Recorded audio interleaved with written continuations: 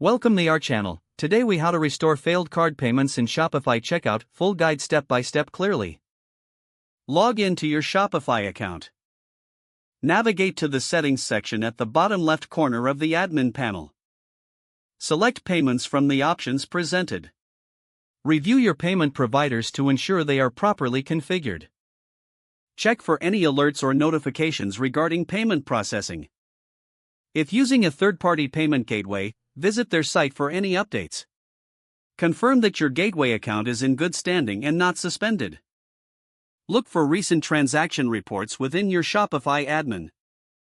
Identify any failed payments and their associated error codes. Research the error codes in Shopify's Help Center for specific solutions. Ensure that your payment method is still valid and has not expired. Re-enter any necessary payment information for your payment provider. Test the payment method by placing a small order on your store.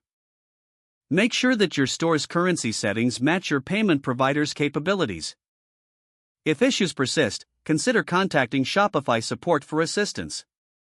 Document all steps taken in case further troubleshooting is needed. Monitor your store's payment status closely after implementing changes. Keep customers informed about payment issues for improved trust and transparency. If the page does not load, refresh the browser or try again in a private or incognito window. Make sure you are using the correct email address, then retype it carefully to avoid small. If your password is not accepted, use the reset option and create a new strong password you can remember. Check your spam folder for verification or security emails, then complete any requested confirmation steps. Enable two-factor authentication if available to improve account security and reduce unauthorized access risk. After signing in, review your profile details so your contact information and settings are accurate and current. If you see an error message, note it down and try again after restarting your device and internet connection.